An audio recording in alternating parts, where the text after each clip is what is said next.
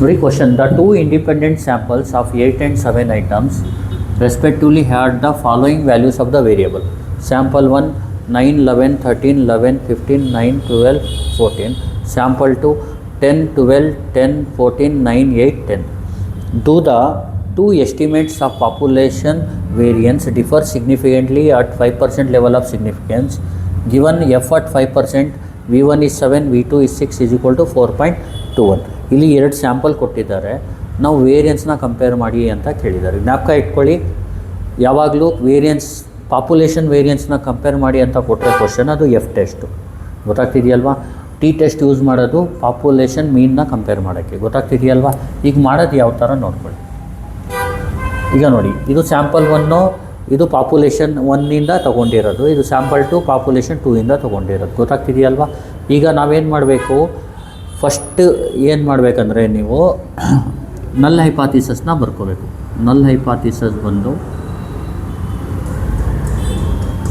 Population variance, first ಪಾಪ್ಯುಲೇಷನ್ದು variance ಏನಿದೆ null hypothesis is equal to population variance second population ಇದು. ಗೊತ್ತಾಗ್ತಿದೆಯಲ್ವಾ? Equal ಅಂತ ತಗೋಬೇಕು. ಅಂದರೆ there is no significant difference between variance of the populations ಅಂತ ಅದು. ಗೊತ್ತಾಗ್ತಿದೆಯಲ್ವಾ?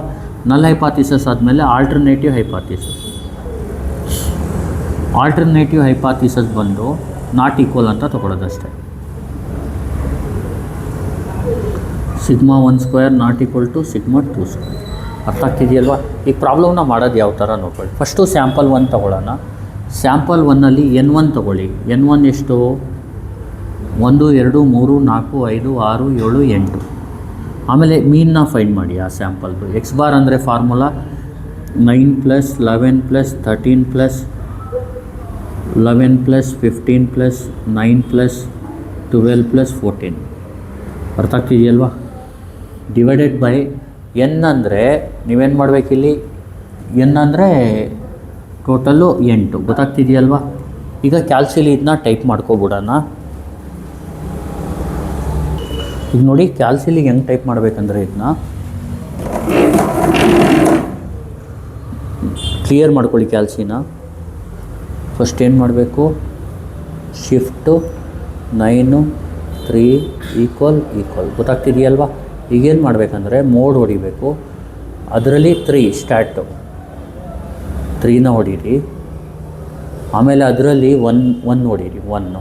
ಈಗ ಎಕ್ಸ್ ಹೊಡೀರಿ. ಎಕ್ಸ್ ಅಂದರೆ ಸ್ಯಾಂಪಲ್ 1 ಡೇಟಾ ಏನಿದೆ ಅದು ಹೊಡೀರಿ. 9 11 13 11 15 9 12 14 ಎ ಸಿ. ಈಗೇನು ಮಾಡಿ, ಶಿಫ್ಟು 1. ಅರ್ಥ ಆಗ್ತಿದೆಯಲ್ವಾ? ಅದರಲ್ಲಿ 4 ಸೆಲೆಕ್ಟ್ ಮಾಡಿ. ಅದರಲ್ಲಿ ನಿಮಗೆ ಎಕ್ಸ್ ಬಾರ್ ಬೇಕಂದರೆ 2 ಹೊಡಿಬೇಕು. ಏನು ಬಂತು? 11.75. ಎಕ್ಸ್ ಬಾರ್ನ ಬರ್ಕೊಬಿಡೋಣ. ಇದು 11.75. ಈಗ ನೆಕ್ಸ್ಟು ನೋಡಿ, S1ನ ಫೈಂಡ್ ಮಾಡಬೇಕು. ಇದಕ್ಕೆ ಫಾರ್ಮುಲಾ ಬಂದು 1/n - 1 1/n1 - 1 summation of x - x bar whole square. ಈ ಫಾರ್ಮುಲಾ ಜ್ಞಾಪಕ ಇಟ್ಕೋಬೇಕು. ಗೊತ್ತಾಗ್ತಿದೆಯಲ್ವಾ? 1/n - 1 summation of x - x bar whole square. ಈಗ ನೋಡಿ, S1 square is equal to 1/n1 ಎಷ್ಟು? 8 - 1. ಬೇಕಿದ್ರೆ ಇಲ್ಲಿ i ಈಸ್ ಈಕ್ವಲ್ ಟು ಬರೀರಿ. i 1 to n1 ಬೇಕಾದರೂ ಬರ್ಕೊಳ್ಳಿ. ಗೊತ್ತಾಗ್ತಿದೆಯಲ್ವಾ? ಇಲ್ಲಿ i ಬರ್ಬಿಟ್ಟು xi, ಇಲ್ಲಿ i varies from 1 to n. ಇದೆಲ್ಲ ನಿಮಗೆ ಬರೆಯೋಕ್ಕೆ ಬರಲಿಲ್ಲ ಅಂದರೆ ಏನು ಮಾಡಿ, ನೀವು ಬರೀ ಎಕ್ಸ್ ಅಂತ ಬರ್ಬಿಟ್ಟು x - x bar whole square ಇಷ್ಟು ಬರೆದ್ರೂ ನಡೆಯುತ್ತೆ. ಗೊತ್ತಾಗ್ತಿದೆಯಲ್ವಾ? ಇಲ್ಲಿ 1/8 - 1.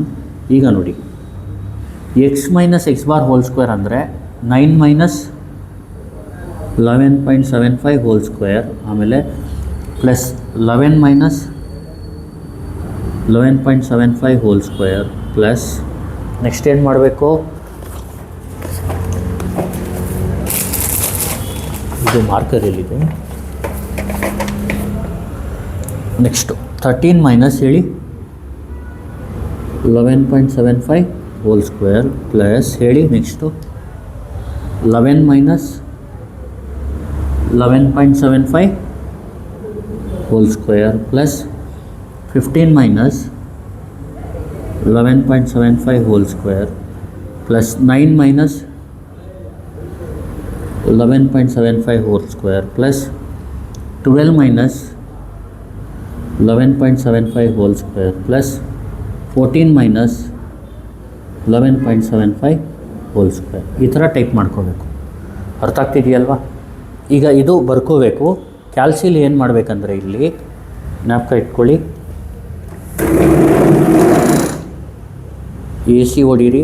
ಎ ಸಿ ಹೊಡೆದ್ಬಿಟ್ಟು ಶಿಫ್ಟು 1 ಇದರಲ್ಲಿ 4 ಸೆಲೆಕ್ಟ್ ಮಾಡಿ, ಎಕ್ಸ್ ತೊಗೊಳ್ಳಿ, 4 ಸ್ಕ್ವೇರ್ ಕೊಡಿ. ಇಲ್ಲೇ S1 ಸ್ಕ್ವೇರ್ ಸಿಗ್ಬಿಡುತ್ತೆ ನಿಮಗೆ. 4.7857 4.75 ಏನು ಬರುತ್ತೆ ಆನ್ಸರು? S1 ಸ್ಕ್ವೇರ್ ಬಂದು 4.7857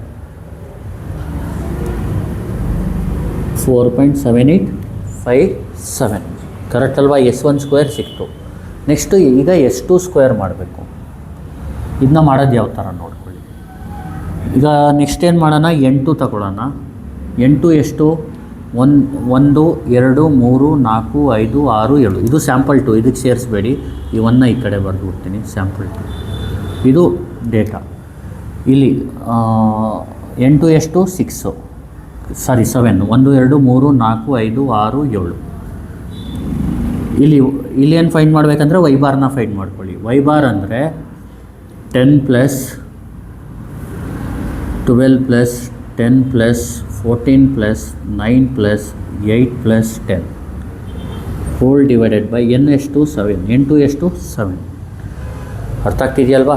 ಇದನ್ನ ಈಕ್ವಲ್ ಬರ್ಕೊಬಿಡೋಣ. ಈಗ ನೋಡಿ, ವೈ ಬಾರ್ನ ಮಾಡೋದು ಯಾವ ಥರ ಅಂದರೆ ಸೇಮ್ ಎಕ್ಸ್ ಬಾರ್ ಮಾಡಿದ್ರಲ್ಲ ಆ ಥರ. ಇಲ್ಲೇನು ಮಾಡಬೇಕಂದ್ರೆ ನೀವು ಫಸ್ಟು ಇಲ್ಲಿ ನೋಡಿ, ಎ ಸಿ ಹೊಡೆದ್ಬಿಡಿ, ಮೋಡ್ ಹೊಡೀರಿ. ಇದರಲ್ಲಿ ಸ್ಟಾರ್ಟ್ಗೆ ಹೋಗಿ 1 ವೇರಿಯಬಲ್ಗೆ ಹೋಗಿ ಅಲ್ಲಿ ಹೊಡೀರಿ ಡೇಟಾನ. 10 ಫಸ್ಟೇನು 10, ಆಮೇಲೆ 12, ಆಮೇಲೆ 10, ಆಮೇಲೆ 14, ಆಮೇಲೆ 9, ಆಮೇಲೆ 8, ಆಮೇಲೆ 10. ಎ ಸಿ ಶಿಫ್ಟು 1 ಇದರಲ್ಲಿ 4, ಅದರಲ್ಲಿ ಎಕ್ಸ್ ಬಾರ್ ಅಂದರೆ 2 ಎಷ್ಟು? 10.4285. ಅರ್ಥ ಆಗ್ತಿದೆಯಲ್ವಾ? ಇದನ್ನ 4 ಡೆಸಿಮಲಲ್ಲಿ ಬರ್ಕೊಬಿಡಿ. 10.4286 ಕರೆಕ್ಟ್ ಅಲ್ವಾ?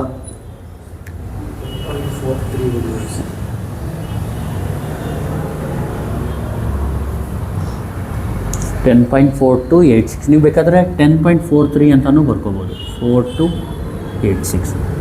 ವೈ ಬಾರ್ ಆದಮೇಲೆ S2 ಸ್ಕ್ವೇರ್ನ ಫೈಂಡ್ ಮಾಡಬೇಕು. S2 ಸ್ಕ್ವೇರ್ಗೆ ಫಾರ್ಮುಲಾ ಏನು?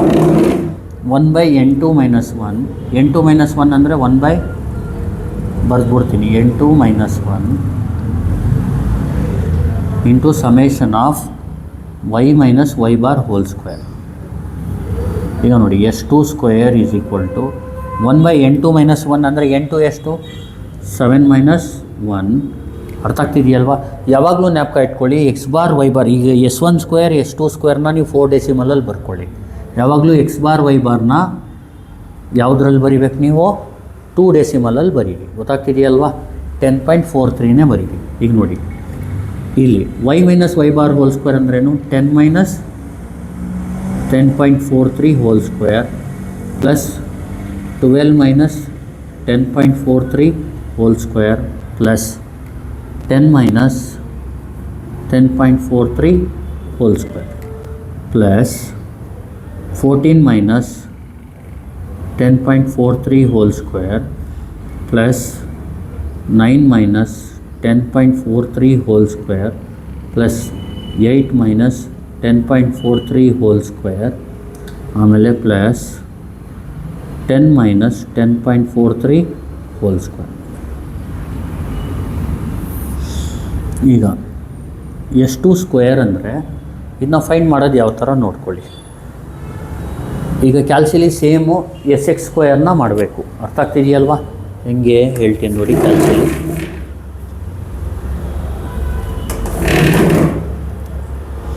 ನೋಡಿ, ಎ ಸಿ ಹೊಡೀರಿ, ಹೊಡೆದ್ಬಿಟ್ಟು ಶಿಫ್ಟ್ ಹೊಡೀರಿ, 1 ಹೊಡೀರಿ, ಇದರಲ್ಲಿ 4 ಹೋಗಿ, ಅದರಲ್ಲಿ 4 ಹೋಗಿ, ಆಮೇಲೆ ಸ್ಕ್ವೇರ್ ಕೊಡಿ. ಆನ್ಸರ್ ಬಂದು 3.9524. ಎಷ್ಟು ಸ್ಕ್ವೇರ್ 3.9524. ಈಗೇನು ಮಾಡಬೇಕು ನೀವು ಅಂದರೆ ಎಫ್ನ ಫೈಂಡ್ ಮಾಡಬೇಕು. ಎಫ್ ಅಂದರೆ ಫಾರ್ಮುಲಾ, ಇದರಲ್ಲಿ ಲಾರ್ಜರ್ ಯಾವುದಿದೆ ಅದು ಡಿವೈಡೆಡ್ ಬೈ ಸ್ಮಾಲರ್. ಗೊತ್ತಾಗ್ತಿದೆಯಲ್ವಾ?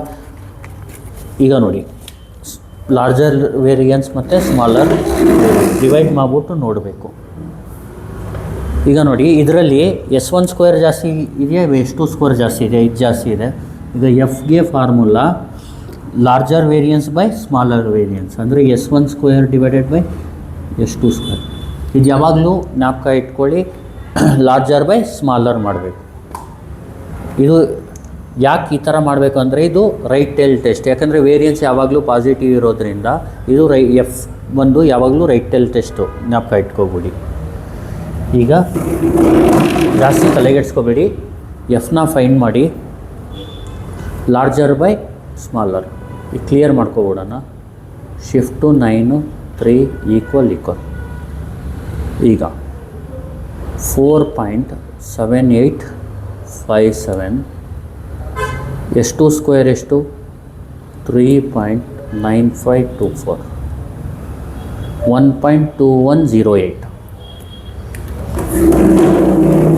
ನೋಡಿ, 1.2108. ಇದು ಬಂದು ಗಿವನ್ ವ್ಯಾಲ್ಯೂಗಿಂತ ಕಡಿಮೆ ಇದೆ. ಅರ್ಥ ಆಗ್ತಿದೆಯಲ್ವಾ? Is less than 4.21. ಅರ್ಥ ಆಗ್ತಿದೆಯಲ್ವಾ? Thus the hypothesis is accepted. ಅಂದರೆ there is no significant difference between the variances of two populations. ಗೊತ್ತಾಗ್ತಿದೆಯಲ್ವಾ? Thus the hypothesis is accepted at ಅಂತ ಬರ್ಬೋದು. accepted at 5% level of significance. ಅರ್ಥ ಆಗ್ತಿದೆಯಲ್ವಾ? ಈಗ ವೇರಿಯನ್ಸು ಡಿಫ್ರೆನ್ಸ್ ಆ ಪಾಪ್ಯುಲೇಷನ್ದು, ಎರಡೂ ಪಾಪ್ಯುಲೇಷನ್ನು ಡೇಟಾ ಏನಾಗಿದೆ, ಜಾಸ್ತಿ ಸ್ಪ್ರೆಡ್ ಆಗಿಲ್ಲ ಅಂದರೆ ಸೇಮ್ ಇದೆ. ಏನಿದೆ ಅದು ಸೇಮ್ ಇದೆ, ಸ್ಪ್ರೆಡ್ ಏನಿದೆ ಅದು ಸೇಮ್ ಇದೆ ಅಂತ. ಗೊತ್ತಾಗ್ತಿದೆಯಲ್ವಾ?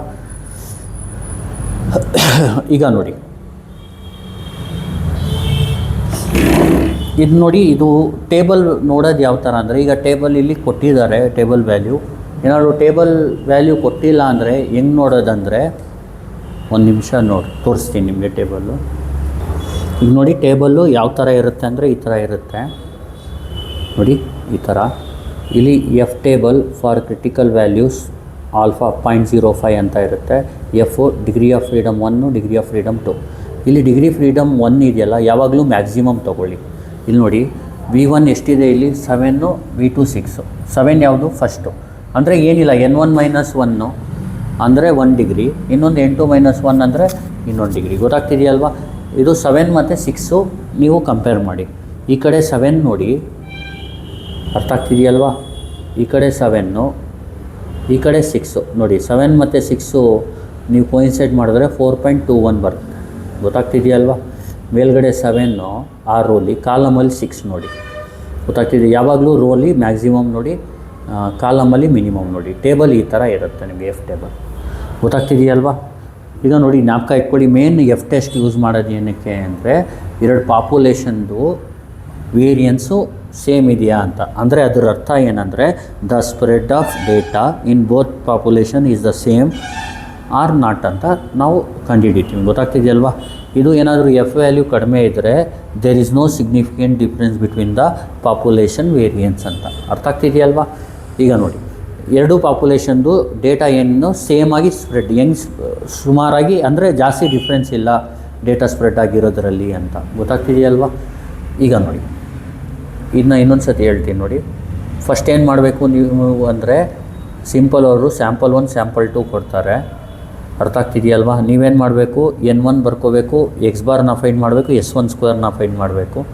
ಆಮೇಲೆ N2 ಬರ್ಕೋಬೇಕು, ವೈ ಬಾರ್ನ ಫೈಂಡ್ ಮಾಡಬೇಕು, S2 ಸ್ಕ್ವೇರ್ನ ಫೈಂಡ್ ಮಾಡ್ಬೋದು. ಎಫ್ ಯಾವಾಗಲೂ ಜ್ಞಾಪಕ ಇಟ್ಕೊಳ್ಳಿ, larger variance by smaller variance. ಗೊತ್ತಾಗ್ತಿದೆಯಲ್ವಾ? ಅದು 1ಗಿಂತ ಜಾಸ್ತಿ ಇರಬೇಕು. ಅರ್ಥ ಆಗ್ತಿದೆಯಲ್ವಾ? ಈಗ ಲಾರ್ಜರ್ ವೇರಿಯನ್ಸ್ ಏನು? 4.7857. ಸ್ಮಾಲರ್ ವೇರಿಯನ್ಸ್ ಏನು? ಇದು 3.9524. ಇದು ಆನ್ಸರ್ ಮಾಡಿದ್ರೆ ನಿಮಗೆ 1.2104 ಬರುತ್ತೆ. That is less than 4.21. ಗೊತ್ತಾಗ್ತಿದೆಯಲ್ವಾ? ಈಗೇನು ಮಾಡಬೇಕು ಈಗ ನೋಡಿ, ಇದು ಬಂದು ಈ ವ್ಯಾಲ್ಯೂ ಇದಕ್ಕಿಂತ ಕಡಿಮೆ ಇದ್ದರೆ ಹೈಪಾಥಿಸಿಸ್ ಅಕ್ಸೆಪ್ಟೆಡ್, ಇಲ್ಲಾಂದರೆ ರಿಜೆಕ್ಟೆಡ್. ಗೊತ್ತಾಗ್ತಿದೆಯಲ್ವ? ಜ್ಞಾಪಕ ಇಟ್ಕೊಳ್ಳಿ. ಟೆಸ್ಟ್ ಯೂಸ್ ಮಾಡೋದು ಪಾಪ್ಯುಲೇಷನ್ ಮೀನ್ಗಳನ್ನ ಕಂಪೇರ್ ಮಾಡೋಕ್ಕೆ. ಅರ್ಥ ಆಗ್ತಿದೆಯಾ? ಎರಡು ಪಾಪ್ಯುಲೇಷನ್ದು ಮೀನು ಇದು ವೇರಿಯನ್ಸ್ಗಳನ್ನ ಕಂಪೇರ್ ಮಾಡೋಕ್ಕೆ. ಗೊತ್ತಾಗ್ತಿದೆಯಲ್ವಾ? Thank you.